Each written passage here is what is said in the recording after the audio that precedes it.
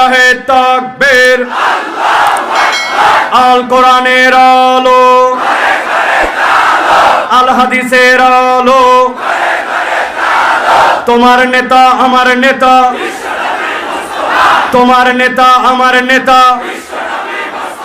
আলেম ওলামা যেখানে, লিল্লাহে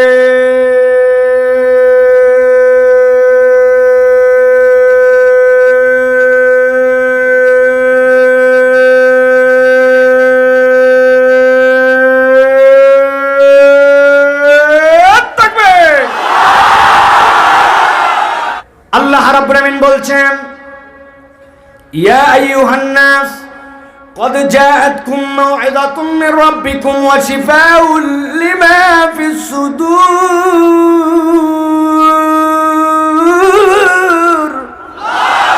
আমার রব্বুল আমিন বলছেন, ও আমার হাবিব, আপনি কিয়ামত পর্যন্ত মানুষের কাছে জানায় দেন, ইয়া আইয়ুহান নাস, দুনিয়ার যত মানুষ তোমাদের কাছে বলা হলো, কদ জাআতকুম মাউইযাতুম মির রাব্বিকুম, আল্লাহর পক্ষ থেকে তোমাদের কাছে একটা মাউইযা এসেছে, ওয়াজ এসেছে, আল্লাহর পক্ষ থেকে তোমাদের কাছে একটা প্রেসক্রিপশন এসেছে। আপনি যদি কখনো ডাক্তার দেখান, ডাক্তার দেখানোর সাথে সাথে আপনি দেখবেন ডাক্তারের প্রেসক্রিপশনে দুইটা ভাগ থাকে, বাম পাশে চিকন করে একটা রো করা থাকে আর ডান পাশে একটা ভাগ করা থাকে। বাম পাশের রোর মানেটা আপনি বোঝেন না, কিন্তু ডাক্তার আপনার রোগের বৃত্তান্ত শুনে শুনে সেখানে কি কি আপনার রোগ তার ইন্ডিকেশন করেছে, আর ডান পাশে আপনার জন্য যে প্রেসক্রিপশন করে দিয়েছে, খেয়াল করলে দেখবেন ওই প্রেসক্রিপশনের মধ্যে ঔষধের নাম, ঔষধের পাওয়ার, ঔষধটা দিনে কয়বার খাবেন আর ঔষধটা কতদিন পর্যন্ত আপনার চলবে, এইটা ওই ডান পাশে প্রেসক্রিপশনের মধ্যে লেখা থাকে, ঠিক কিনা? আমার আল্লাহ রাব্বুল আমিন বলছেন, قد جاءتكم موعظة من ربكم وشفاء لما في الصدور وهدى ورحمة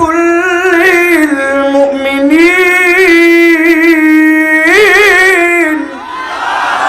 এই দুনিয়ার মানুষ, আমি রব্বুল আমিন তোমার জন্য যেই কোরআন দিলাম, ওই কোরআনকে আমি রব্বুল আমিন বললাম মাউইযা, এইটা আল্লাহর পক্ষ থেকে তোমার জন্য প্রেসক্রিপশন।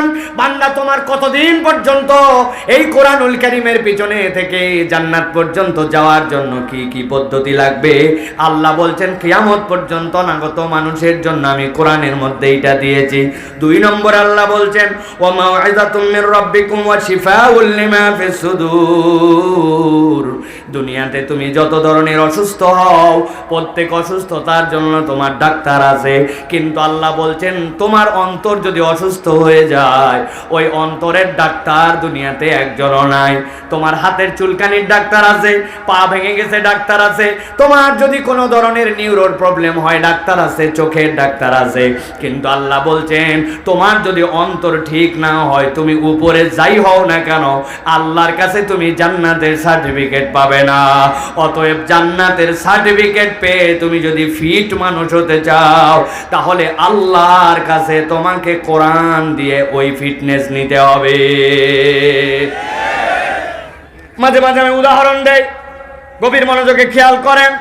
আপনাদের এই এলাকায় একটা ছেলে পেপারের মধ্যে বিজ্ঞাপন দেখে যে সেনাবাহিনীর 2nd লেফটেন্যান্টের লোক নিবে, কমিশন র্যাঙ্কে লোক নিয়োগ দিবে। এখন যেই না কমিশন র্যাঙ্কে লোক নিবে, সাথে সাথে দেখে কি কি কোয়ালিফিকেশন। 1 নম্বর কোয়ালিফিকেশন হচ্ছে ওই ব্যক্তিকে 5 ফিট 6 ইঞ্চি লম্বা হওয়া লাগবে। 2 নম্বর তার যোগ্যতা, এসএসসি এবং এইচএসসিতে কমসে কম 2nd ডিভিশন পাওয়া লাগবে। 3 নম্বর তার কোয়ালিটি, থানার থেকে তার ক্লিয়ারেন্স লাগবে, ফৌজদারি কোনো মামলার মধ্যে তার নাম নাই। আর 4 নম্বর তার যোগ্যতা হচ্ছে কমসে কম ওই মানুষটাকে শারীরিকভাবে ফিট হতে হবে। ওই ছেলে যেই না কাগজ পেয়ে গেছে, পাওয়ার পরে দেখে বাপরে বাপ, বলছে এই জায়গাতে উভয়টাতে 2nd ডিভিশন, আমার উভয়টাতে তো গোল্ডেন প্লাস। সাথে সাথে এরপরে বলছে যে 2 নম্বরে কি, 2 নম্বরে তার জন্য যোগ্যতা চাইছে 5 ফিট 6 ইঞ্চি লম্বা হওয়া লাগবে। এই বেটা 6 ফিট, থানা ক্লিয়ারেন্স তার বাপ দাদার জন্মে, কারো থানায় তার নামে বিচার নাই। আর শারীরিকভাবে দেখতে শুনতে এত সুন্দর, ওই ছেলে আবেদন জমা দিয়ে দিছে, ধরেন সাভার ক্যান্টনমেন্টে তাকে ডাক দিছে, অমুক তারিখে তোমার কাগজপত্র নিয়ে হাজির হবা। ওই ছেলে ওই তারিখে কাগজপত্র নিয়ে হাজির হয়ে গেছে। হাজির হওয়ার পরে এখন যেই লোক তার পরীক্ষা করবে প্রথমে বলছে তোমার সার্টিফিকেট দেখাও।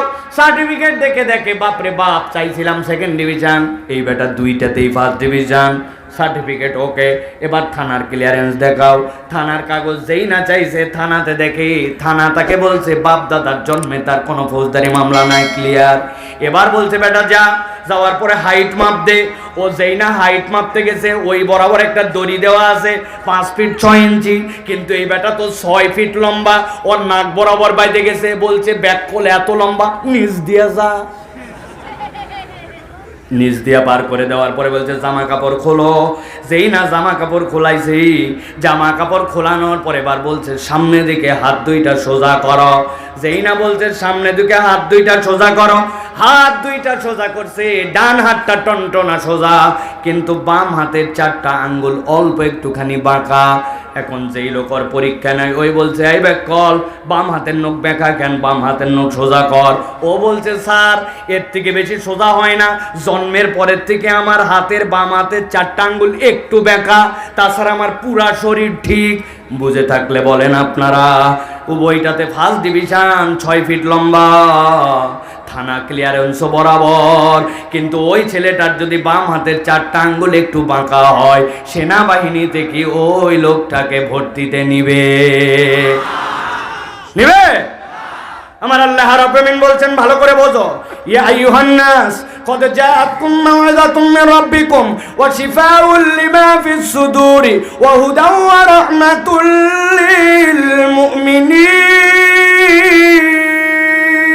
للمؤمنين। এই দুনিয়ার মানুষ, আমি রব্বুল আমিন বললাম নবী আপনি জানাই দেন, ইজা সলুহাত সলুহাল জাসাদু কুল্লু ওয়া ইজা ফাসাদাত ফাসাদাল জাসাদু কুল্লু। তুমি দেখতে যেমনই হও না কেন, তোমার অন্তর যদি ঠিক না হয়, আল্লাহর কাছে তোমার কোনো দাম নাই। আর তোমার বাহিরের অবস্থা যেমনই হোক না কেন, আল্লাহর কাছে যদি একবার অন্তর ঠিক করে যেতে পারো, আমি আল্লাহ বললাম এইটাই তোমার জান্নাতের জন্য যাওয়ার সার্টিফিকেট হবে। আর জান্নাতে যাওয়ার এই সার্টিফিকেট অর্জন করার জন্য আল্লাহ বলছেন কোরআন ছাড়া আর কোনো বিকল্প নাই।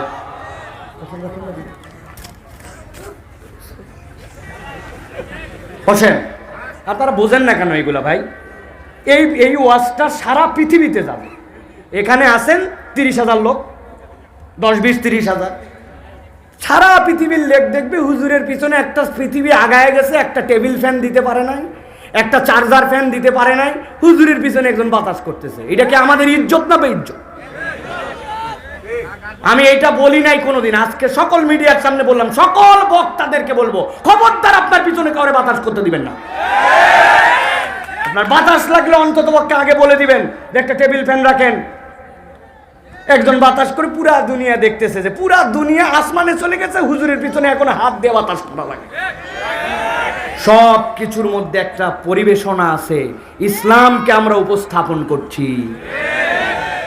আমি অনেক স্টেজে কথা বলছি, ইদানিং আর বলি না, যে যেগুলো স্টেজে আমাদের সম্মানিত ব্যক্তিরা বসেন, অন্তত পক্ষে টাকনুর উপরে যেন কাপড়টা থাকে, অন্তত মুখে যেন দাড়ি থাকে। হাজার হাজার এখানে আলেম বসে আছে, আর আমরা এমন চেহারা নিয়ে বসে থাকি, বাহিরের মানুষ খারাপ মনে করে।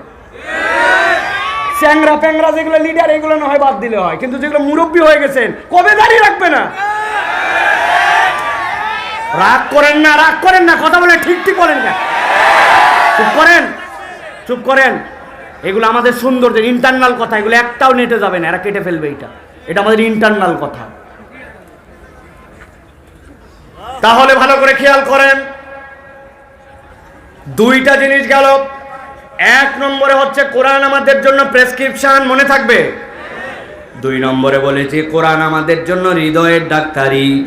আল্লাহ এরপরে বলতেছেন কোরআন আরো একটা কল্যাণ তোমাদের জন্য করে, ওয়াহুদাউ ওয়া রাহমাতুল লিল মুমিনিন। এই কোরআনটা হচ্ছে তোমার জন্য গাইডেন্স, কোরআনটা হচ্ছে তোমার জন্য হুদা। এখানে হুদা শব্দ শোনেন নাই, এরকম একজনও নাই, কিন্তু হুদা মানে কি?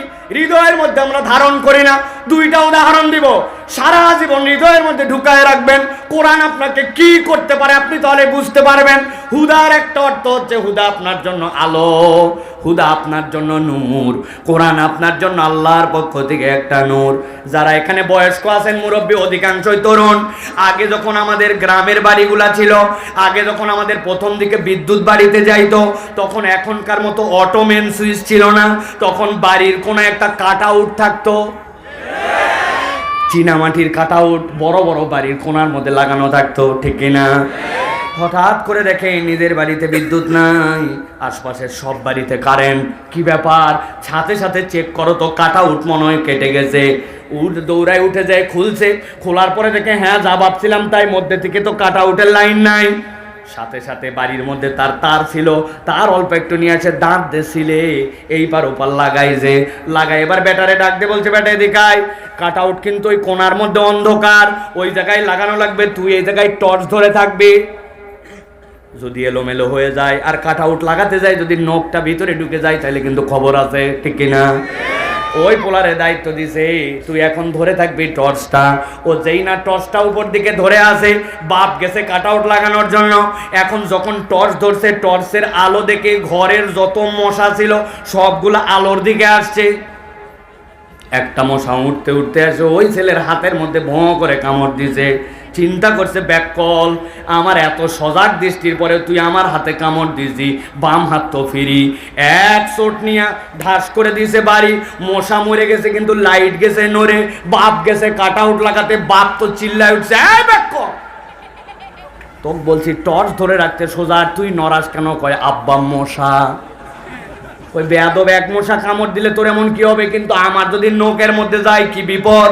কথা ঠিক কিনা? তার মানে দুনিয়াতে যে আলোগুলো আছে, আপনি যত ফুটানি করেন প্রত্যেকটা আলো পরনির্ভরশীল। আপনি যে আলো জ্বলাচ্ছেন এইটা বিদ্যুৎ বিভাগ থেকে এসেছে। বিদ্যুৎ বিভাগ কোনো না কোনোভাবে সেই কারেন্ট উৎপাদন করে। আলোর একটা নির্ভরশীলতা আছে। কিন্তু আল্লাহ রাব্বুল আলামিন বলছেন, এই কোরআন তোমার জন্য হুদা। তুমি যদি কখনো অপারেশন থিয়েটারে যাও, কানের ডাক্তার অথবা দাঁতের ডাক্তারের কাছে যাও, সার্জনদের কপালের মধ্যে এক ধরনের লাইট লাগানো থাকে, ধরা লাগে না।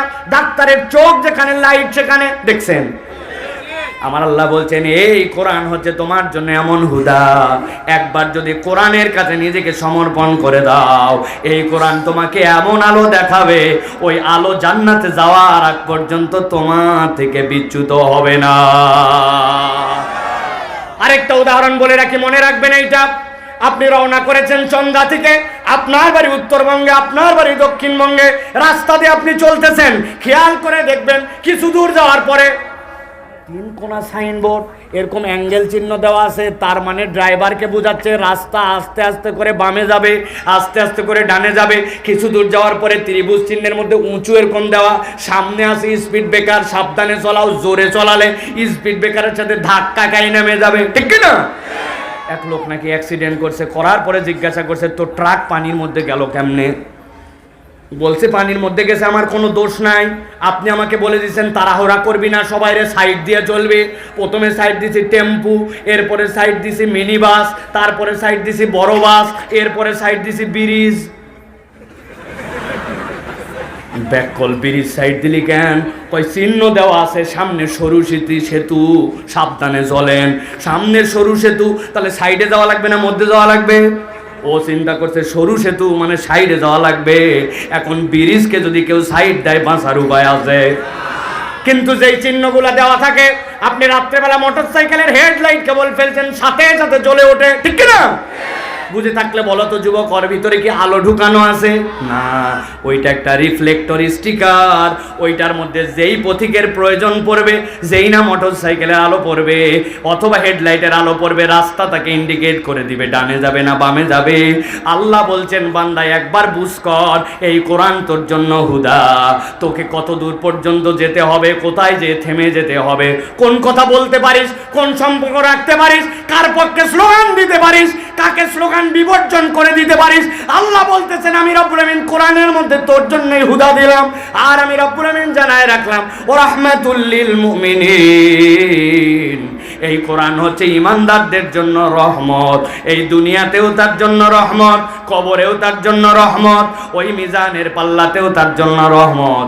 আমার নবী বলছেন আল্লাহ কোরআনকে এমন পাওয়ার দিবেন, কোরআন বান্দার হয়ে আল্লাহর সাথে ঝগড়া লাগাই দিবে, আল্লাহ এই অনুমতি তাকে দিবেন বান্দাকে জান্নাতে ঢুকানোর পরে, এরপরে কোরআন তার থেকে বিচ্ছিন্ন হবে। এবার তাহলে বুঝে থাকলে বলেন যে কোরআন শুনলে আমাদের লাভ আছে না নাই? কম না বেশি? বুঝে না না বুঝে? বুঝে। আল্লাহ রাব্বুল আলামিন এইটুকু অন্তত বুঝ দিলেন যে আজকে আমরা যারা এখানে আসছি, এই কোরআন আমাদেরকে উপকার দিবে, এই কোরআন আমাদেরকে কল্যাণ দিবে, ঠিক কি না? প্রিয় ভাইরা, আমি চাইলে যে আপনাদের কোরআন আপনাকে কি বেনিফিট দিবে এইটার উপরে আমি কমসে কম 1-1.5 ঘন্টা আলহামদুলিল্লাহ আমার প্রস্তুতি আছে, আমি আপনাদের কাছে বলতে পারি। কিন্তু আজকে এই দীর্ঘ সময় এই কথা আমরা বলবো না, আমরা ভিন্ন একটা প্রসঙ্গে নির্ধারিত সময়ে আমরা কোরআনুল কারীম থেকে কিছু কথা শুনতে চাই। আল্লাহ রাব্বুল আমিন যেন আমাদেরকে যে কথা শুনলে, যে কথা আমাদের হৃদয়ের মধ্যে আল্লাহর পক্ষ থেকে দিলে আমাদের দুনিয়া আখিরাতে কল্যাণ হয়, এরকম কথা যেন আল্লাহ আমাদেরকে বোঝার বলার তৌফিক দান করেন। রব্বুল আলামিন আমাদেরকে একটা পরিবেশ দিয়েছেন, কিছুদিন আগেও আমাদের মাঝে এরকম পরিবেশ ছিল না, ঠিক কিনা ভাই? আল্লাহ রাব্বুল আমিন আমাদের যে পরিবেশ দিয়েছেন, এই পরিবেশকে আপনার আল্লাহ রাব্বুল আলামিনের পক্ষে, আল্লাহ রাব্বুল আলামিনের কোরআনের পক্ষে আপনাকে কাজে লাগাতে হবে। শুধুমাত্র মাহফিলে আসলাম, রাজনৈতিক সমাবেশের মতো শুধুমাত্র গরম করলাম আর চলে গেলাম, এতে আমাদের দুনিয়া আখিরাতে কোনো বেনিফিট হবে না। এই জন্য প্রিয় ভাইয়েরা, কোরআনুল কারীমের আলোকে আমাদের জীবন গঠন করতে হবে, কোরআন থেকে আমাদের কিছু কথা বাড়িতে নিয়ে যেতে হবে। রাজি আছেন আপনারা? আল্লাহু তাকবীর, আল কোরআনের আলো, আল হাদিসের আলো, তোমার নেতা আমার নেতা, তোমার নেতা আমার নেতা, আলেম ওলামা যেখানে লিল্লাহে।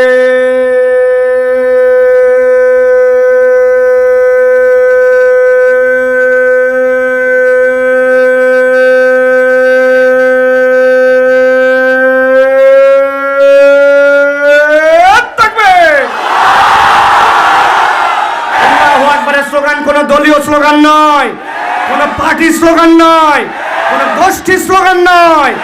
আল্লাহু আকবারের স্লোগান ইমানদারের স্লোগান। ইমানদারের হৃদয়ে যতদিন পর্যন্ত ঈমান থাকবে, এই বাংলার জমিনে কিয়ামত পর্যন্ত আল্লাহু আকবারের স্লোগান চলতেই থাকবে, চলতেই থাকবে, চলতেই থাকবে।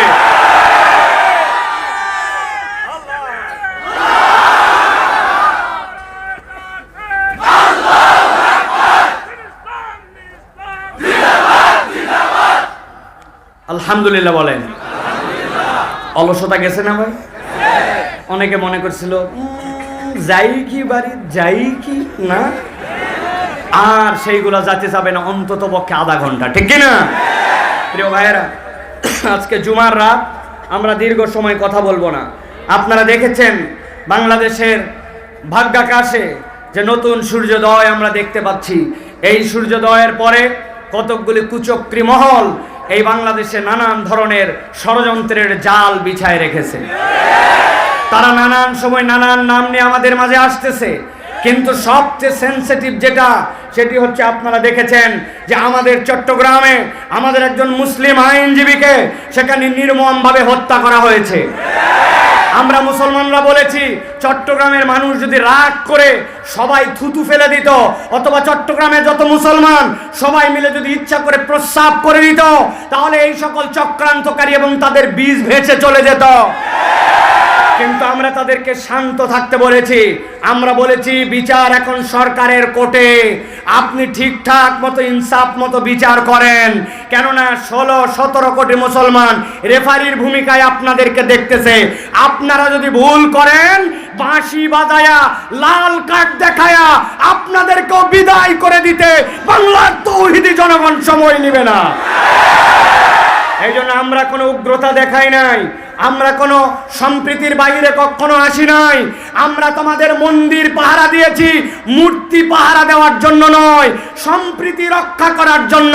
কিন্তু আমরা দেখেছি 17 কোটি মুসলমানদেরকে শুধু সবক দেওয়া হয় সম্প্রীতি রক্ষা করো, আর তাদেরকে কেবলমাত্র বলা হয় তোমরা যা ইচ্ছা তাই করো। বেশি দিন ধৈর্যের বাঁধ টিকে থাকবে না। অতএব বাঁধ টিকে রাখতে চাইলে সুষ্ঠুভাবে এই ঘটনার অচিরেই বিচার করতে হবে।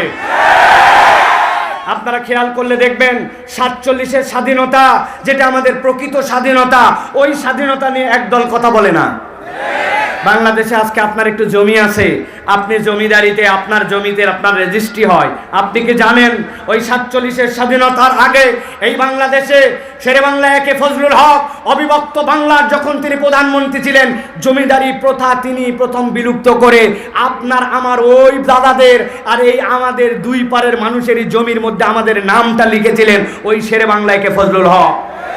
উনি চেয়েছিলেন উভয় বাংলা মিলায় একটা বাংলা হোক। এই জন্য হোসেন শহীদ সোহরাওয়ার্দীর সাথে তার অনেক ধরনের দূরত্ব ছিল, কেননা তিনি মুসলিম লীগ করতেন না। কিন্তু পরবর্তীতে যখন দেখেছেন দাদা বাবুদের হেডাম বেশি, ওরা মুসলমানদেরকে গোনে না, তাদের মধ্যে এক ধরনের বুর্জোয়া এবং তাদের মধ্যে এক ধরনের এলিট ভাব আছে, তখন তিনি নিজের অস্তিত্ব নিজের হেডাম সব কমায় দিয়ে হোসেন শহীদ সোহরাওয়ার্দীর সাথে এক হয়ে 47-এর 14 আগস্ট এই মানচিত্র, যেটি দ্বিজাতি তত্ত্বের ভিত্তিতে গঠিত হয়েছিল, সেই মানচিত্রের আলোকে 71 সালের স্বাধীনতা পেয়েছি। সেই মানচিত্রের আলোকে আমরা ফ্যাসিস্টদেরকে সরাই দিয়ে এখন আমরা একটা অভ্যুত্থান করেছি। সুতরাং যারা 47-এর মানচিত্রকে অস্বীকার করতে চায়, তারাই প্রকৃতার্থে এদেশের মধ্যে অন্যায় অনাচার করতে চায়, অপর রাষ্ট্রের ইন্ধনে তারাই এদেশকে অশান্ত করতে চায়, ঠিক না? অতএব চিনে নিতে হবে কে আপনার বন্ধু আর কে আপনার দুশমন। কিচ্ছু জানে না, ইতিহাস সম্পর্কে কোনো ধারণা নাই। তরুণ, এই দেশের ভবিষ্যৎ তোমার আমার হাতে, কেননা মুরব্বীদের বয়স হয়েছে।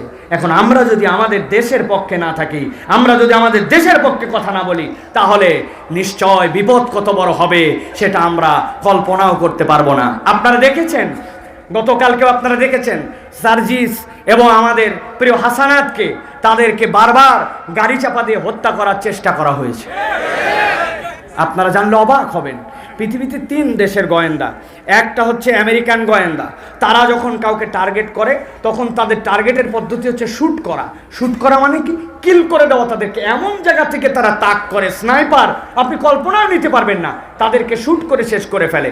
আরেকটা গোয়েন্দা যারা ইসরায়েলি মোসাদ, এদের টার্গেট হচ্ছে এরা বিস্ফোরক কোনো জায়গায় দিয়ে টাইম বোমের মতো করে রেখে, আপনি কল্পনাও করতে পারবেন না 3 মাস আগে যেই বাড়ি ওই হামাসের ইসমাইল হানিয়ার জন্য সিলেক্ট করা ছিল, 3 মাসের তারও আগে সেখানে তারা নিজস্ব পদ্ধতিতে বোমা ফিট করে সেখানে তারা ইসমাইল হানিয়া সহ চেজার বিস্ফোরণ করে লেবাননে মানুষকে মেরেছে।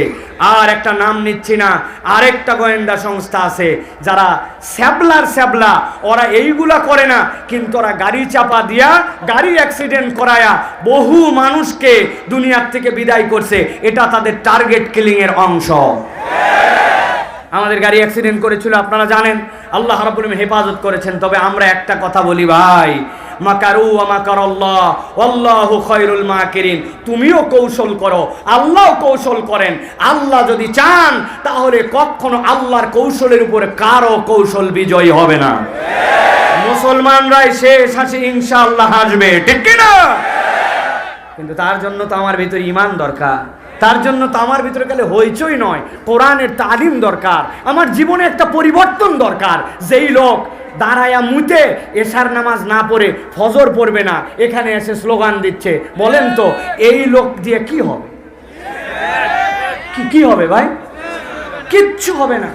এই জন্য বলবো আমাদের তালিম তারবিয়াত লাগবে, ঠিক না? আমি আপনাদের কাছে নির্ধারিত একটা সূরা থেকে নির্ধারিত একটু কথা বলতে চাই। আশা করি আপনারা আমার কাছ থেকে এর আগে না শুনলে, এই কথা এর আগে এভাবে আপনাদের কাছে উপস্থাপন করা হয় নাই।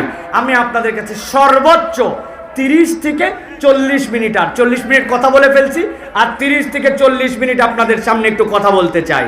শুনবেন তো ইনশাআল্লাহ? আসেন তো ইনশাআল্লাহ? চলেন তাহলে আমরা সমস্বরে একযোগে আমরা বিতাড়িত শয়তান থেকে আশ্রয় প্রার্থনা করে আমরা কোরআনুল কারীমের মধ্যে প্রবেশ করব। একটা জবানও বন্ধ থাকবে না, কাছে দূরে ঘরে বাড়িতে যেখানে মাইকের শব্দ যাচ্ছে সকলেই আমার সাথে একসাথে পড়েন, আউযু বিল্লাহি মিনাশ শাইতানির রাজিম, বিসমিল্লাহির রাহমানির রাহিম, ওয়াতলু আলাইহিম নাবা'আল্লাযী আতাইনাহু আয়াতিনা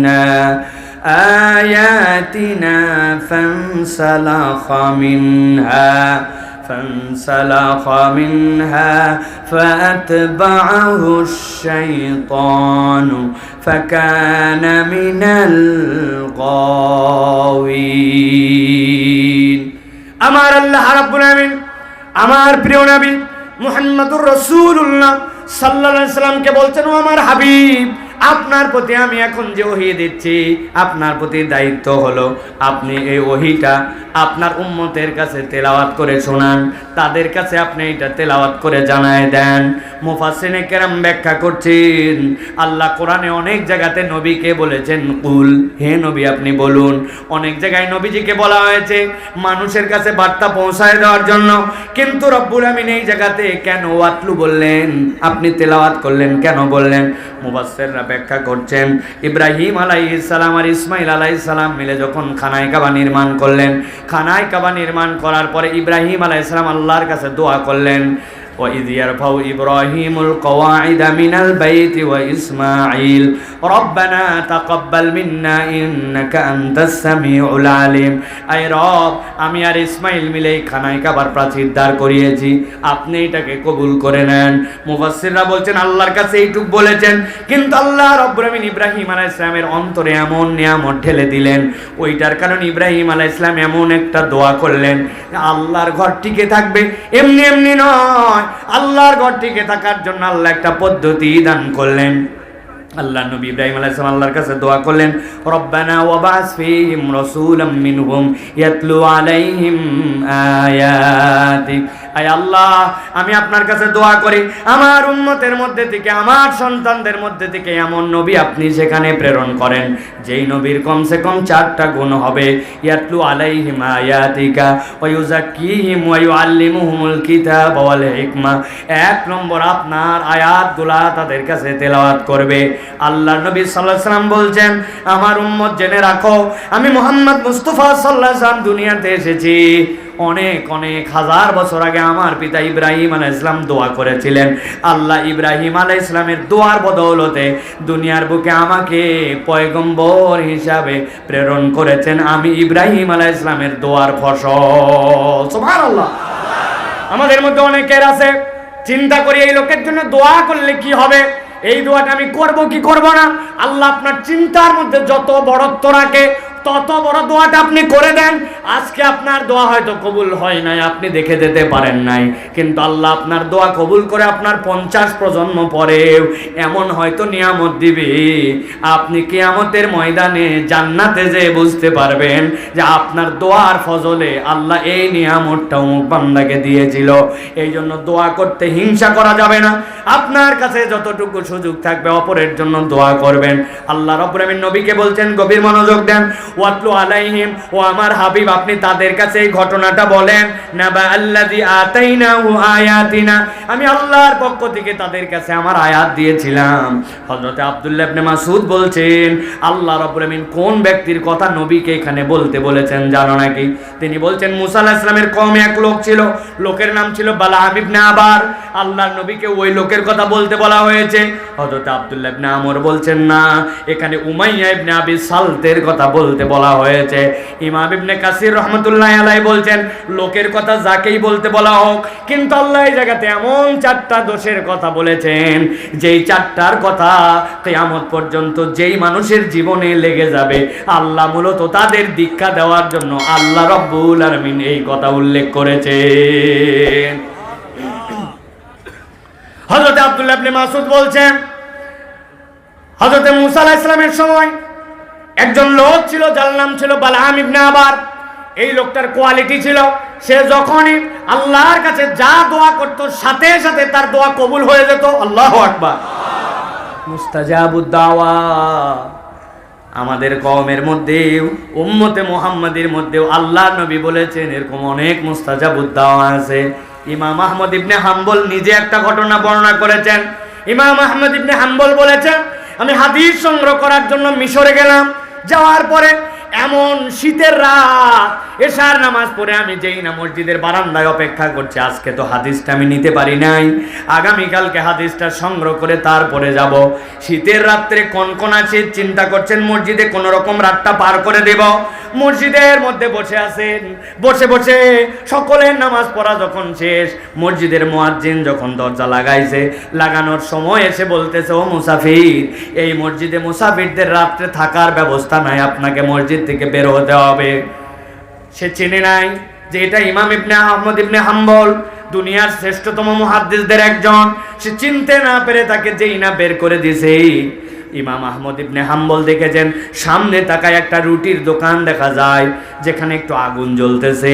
আমি যাই তো অন্তত পক্ষে শীতের দিনে আগুনের তাপে আশপাশটা গরম থাকবে, ওইখানে যে একটু অপেক্ষা করি, রাতটা তো কোনো রকম পার করতে হবে।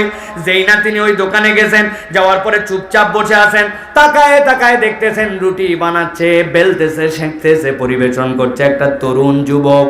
কিন্তু লক্ষ্য করে দেখেছেন ঘন্টাখানিক তার দিকে তাকায়া, যতক্ষণ ওই যুবক কাজ করে মুখ কোনো সময় বন্ধ থাকে না, মুখটা শুধু বিড় বিড় বিড় বিড় বিড় বিড় করতে থাকে।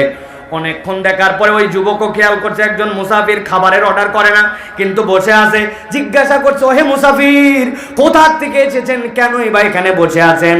বলেছেন, আমি এসেছি অনেক দূর থেকে ভাই, মসজিদে থাকতে চেয়েছিলাম, থাকার ব্যবস্থা নাই, তোমার ওই উষ্ণতায় একটু রাতটা পার করতে চাই, সকালবেলা আবার আমার কাছে আমি বেরিয়ে যাব। এই কথার হতে হতে একটু মহব্বত তৈরি হয়েছে। সাথে সাথে ইমাম আহমদ ইবনে হাম্বল যুবককে জিজ্ঞাসা করলেন, যুবক, অনেকক্ষণ বসে আছি আর তোমার দিকে তাকায় আছি, আমি একটা কথা তোমাকে জিজ্ঞাসা করতে চাই, কিছু যদি না মনে করো।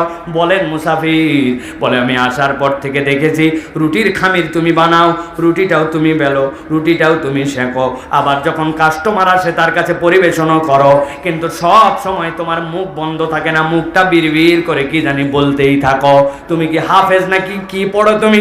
বলে, না না মুসাফির, আমি হাফেজ নই, তবে আমি একটা আমল করি, যতক্ষণ আমি থাকি অন্যের সাথে কথা বলতে না হয়, আমি সব সময় কেবল পড়তেই থাকি আস্তাগফিরুল্লাহাল আযীম আল্লাযী আতুবু ইলাইহি লা হাওলা ওয়ালা কুওয়াতা ইল্লা বিল্লাহ। সাথে সাথে যুবক বলতেছে, মুসাফির জানেন আমি যে এই কথাটা বলি সবসময়, এটাতে আমার কি লাভ হয়? বলে, আমি কেমনে জানবো ভাই, জীবনের প্রথম তোমার সাথে দেখা, কেমনে জানবো? বলে, মুসাফির শুনেন, আমি যে আমলটা করি সব সময়, এই আমল করার দ্বারা রব্বুল আমিন আমাকে এমন একটা ইজ্জত দিয়েছেন, আমি আল্লাহর কাছে কোনো বিষয়ে যদি প্রার্থনা করি, কোনো বিষয়ে যদি আল্লাহর কাছে দোয়া করি, আল্লাহর কাছে দোয়া করতে দেরি, কবুল হতে এক মুহূর্ত দেরি হয় না। তবে মুসাফির, একটু বাড়াবাড়ি করে ফেলছি, একটু বেশি বলে ফেলছি, একটা বিষয় তবে একটু ভিন্ন। কি বিষয়? বলে, তবে এতদিন পর্যন্ত যা দোয়া করেছি সব কবুল, কেবল আমার একটা দোয়া এখন পর্যন্ত কবুল হয় নাই। বলি, সব কবুল, একটা কবুল না? বিরাট ব্যাপার তো, কি কবুল না? বলে, আমার বাড়িতে একজন বৃদ্ধা মা আছেন, ওই মায়ের সেবা যত্ন আমাকে করতে হয়, খাওয়াতে হয়, ঔষধ দিতে হয়, ঘর থেকে বের করতে হয়, ঘরে দিয়ে আসতে হয়, এই জন্য আমি দূরের পথ সফর করতে পারি না। কিন্তু আমার মনের মধ্যে আল্লাহর কাছে বিরাট একটা দাবি দিয়ে রাখছি, আল্লাহ, তোমার যুগ শ্রেষ্ঠ একজন মুহাদ্দিস আছেন যিনি মদিনায় থাকেন, তোমার হাদিসে নববীর খেদমত করেন, আল্লাহ জীবনে একবার অন্তত পক্ষে ইমাম ইবনে আহমদ ইবনে হাম্বলকে আমাকে দেখা করায়। ও মুসাফির, শোনো রে ভাই, সব দোয়া কবুল হয়েছে বলছি, কিন্তু একটা দোয়া আমার কবুল হয় নাই। এই কথা শোনার সাথে সাথে আহমদ ইবনে হাম্বল দাঁড়ায় গেছেন, লাফ দিয়ে আল্লাহু আকবার বলে বলছেন, যুবক, তোমার কথার ব্যাপারে আমার কিছু সন্দেহ মানুষ মাত্র হয়, কিন্তু এখন আর কোনো সন্দেহ নাই যে তোমার সব দোয়াই কবুল হয়। যুবক বলে, কেমনে আপনি বুঝলেন? বলে, শোনো, তুমি এতদিন পর্যন্ত যা দোয়া করছো সব কবুল। আর আল্লাহর কাছে বলেছো, আল্লাহ একবার মদিনায় নিয়ে আমাকে আহমদ ইবনে হাম্বলকে দেখায়ও। কিন্তু আল্লাহ তোমাকে এত পছন্দ করেন, এমন কবুল করেছেন, এই শীতের রাত্রে আল্লাহ তোমার দোয়া কবুল করে আহমদ ইবনে হাম্বলকে তোমার রুটির দোকানে হাজির করছে। মুস্তাজাবুদ দাওয়া, দোয়া করলেই কবুল হয়। কত কথা বলি, কত গল্প মারি, আজে বাজে কথা বলি, সুযোগ পাইলে ফালতু আলাপ করি, গান শুনি, কিন্তু মুখ দিয়ে আস্তাগফিরুল্লাহাল আযীম আল্লাযী আতুবু ইলাইহি। মেশিন চালাচ্ছি, কাজ করতেছি, আয়রন করতেছি, বাড়ির থেকে বেরিয়ে গেছি, ফিরতেছি, যেদিকেই আপনার চিন্তা থাক, জবটা যদি আপনার মুখের মধ্যে এই তাসবিহগুলা থাকে, আল্লাহর কাছে বান্দাটা জাকিরিন হিসাবে লেখা হয়। আর আল্লাহর বান্দা এরপরে দোয়া করে, দোয়া করার সাথে সাথে বান্দার দোয়া কবুল হয়। হযরত আব্দুল্লাহ ইবনে মাসউদ বলতেছেন, মুসা আলাইহিস সালামের কওমে এরকম একজন লোক ছিল, দোয়া করলেই কবুল হয়। মুসা আলাইহিস সালাম আসার পরে লোকজন আসলো তার কাছে, এসে বলতেছে, আমাদের কওমের মধ্যে একজন লোক আসছে, ঝামেলা তৈরি করতেছে, লোকের নাম মুসা। বালাম, তুমি ওর বিপক্ষে বদদোয়া করো, এই ঝামেলা আমরা রাখতে চাই না সমাজে। উনি বলতেছেন, তোমরা যে লোকের কথা বললা আর যে কোয়ালিটির কথা বললো, হলেও হতে পারে নবী, আমি তার বিপক্ষে দোয়া করতে পারবো না। সাথে সাথে লোকজন বলছে, বালাম তুমি মনে করছো আমাদের স্বার্থে তোমার কাছে আসি? জিন, আমরা তোমার স্বার্থে আসছি। কি স্বার্থ আমার? বলে তোমার দোয়া কবুল হলে বলেই না আমরা তোমার কাছে আসি, হাদিয়া তোহফা দেই মিয়া। আর তোমার একই বনের মধ্যে যদি দুইটা বাঘ হয়, মুসারও যদি দোয়া কবুল হয়, সে যদি পয়গম্বর হয়, তোমার কাছে কেউ আসবে নাকি? আর তোমার ভালোর জন্যই বলতেছি বদদোয়া করো। টোপ গিলে নিছে, নেওয়ার পরে দোয়া করে দিছে আল্লাহর কাছে, আল্লাহ মুসা এবং তার কওমকে তুমি ধ্বংস করে দাও। সাথে সাথে আল্লাহ রাব্বুল আমিন ইলহাম করে দিয়েছেন তার অন্তরের মধ্যে, বালাম নিজের মর্যাদা নিজে নষ্ট করে ফেললি, দুনিয়ায় যতদিন বেঁচে থাকবি আর কখনো তোর কোনো দোয়া কবুল করা হবে না। নবীকে আল্লাহ রাব্বুল আমিন বলছেন, গভীর মনোযোগ খেয়াল করে শুনেন, ওয়াতলু আলাইহিম নাবা আল্লাযী আতাইনাহু আয়াতিনা ফানসালাকা মিনহা ফাআতবাহু আশ-শাইতানু ফাকানা মিনাল গাওয়িন।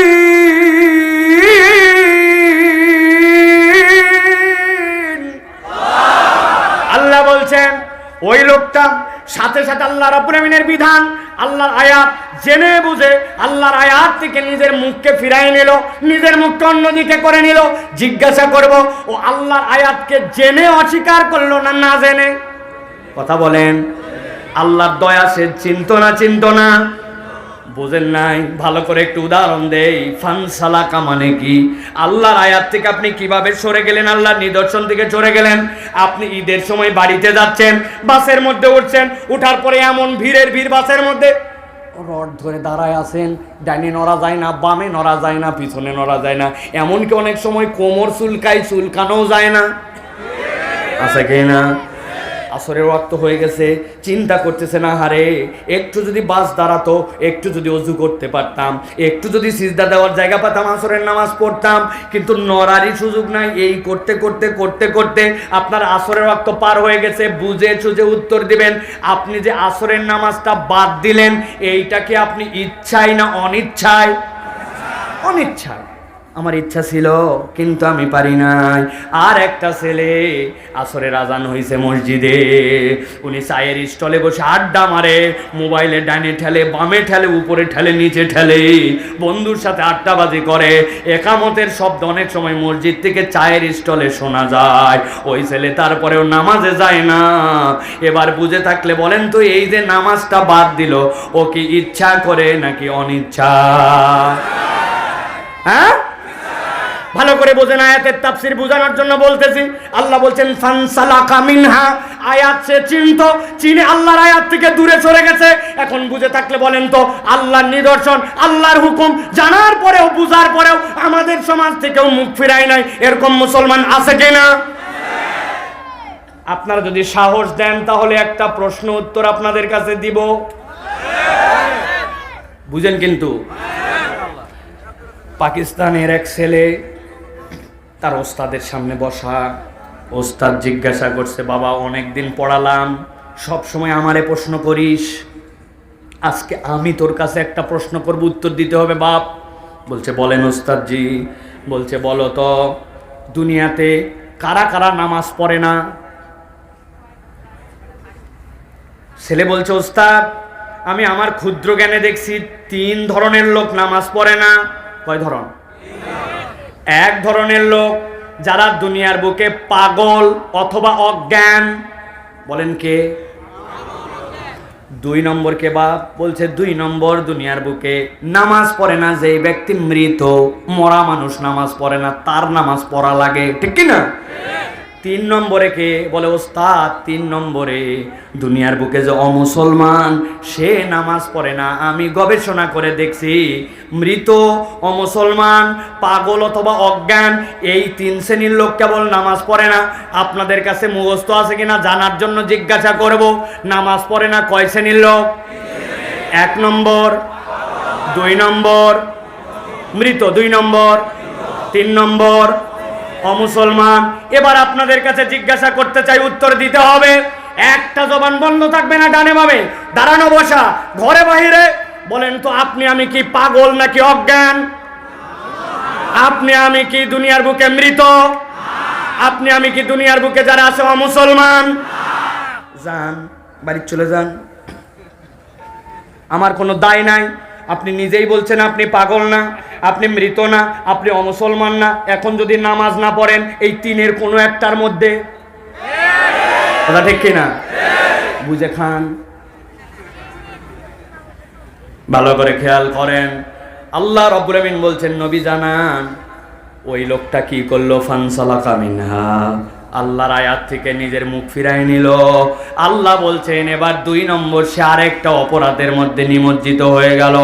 আল্লাহ বলছেন ফাতবাহু শাইতানু ফাকানা মিনাল গাওয়িন।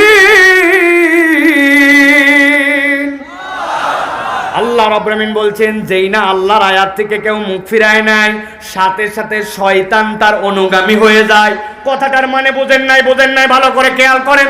আপনি আপনার সন্তানকে, আমাদের সন্তানকে আমরা বকা দেই শয়তানি করবি না, বলেন না ভাই? মানে কি?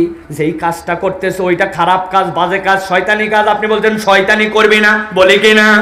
কিন্তু আল্লাহ বলছেন কেউ যদি আল্লাহর বিধান থেকে মুখ ফিরায় নেয় সে তখন আর শয়তানি কাজ করে না। ফাতবাহু শাইতান, তখন শয়তানি তার অনুগামী হয়ে যায়। ফাকানা মিনাল গাওয়িন, যখন শয়তান কারো অনুগামী হয় আল্লাহ বলছেন পথভ্রষ্ট হওয়া ছাড়া উপায় নাই। তাহলে এই আয়াতের মধ্যে আল্লাহ রাব্বুল আমিন কয়টা অপরাধের কথা বলেছেন? 2টা। কয়টা? জোরে বলেন মুখ দিয়ে, কয়টা? আপনারা তো কি রে ভাই কাছে আছেন তো, কয়টা? 2টা। এবার চলেন পরের আয়াতে, গভীর মনোযোগে খেয়াল করেন। আল্লাহ বলছেন ওয়ালাউ শিনা লারাফানাহু বিহা ওয়ালাকিন্নাহু আখলাদা ইলাল আরদি ওয়াত্তাবা হাওয়া ফামাসালুহু কামাসালিল কালবি ইন তাহমিল আলাইহি ইয়ালহাস আও তাতরুকু ইয়ালহাস যালিকা মাসালুল কওমিল লাযিনা কাযাবু বিআয়াতিনা।